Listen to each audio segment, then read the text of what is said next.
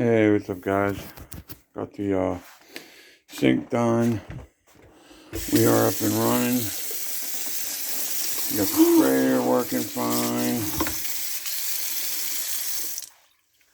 Got everything working good. Got it mounted.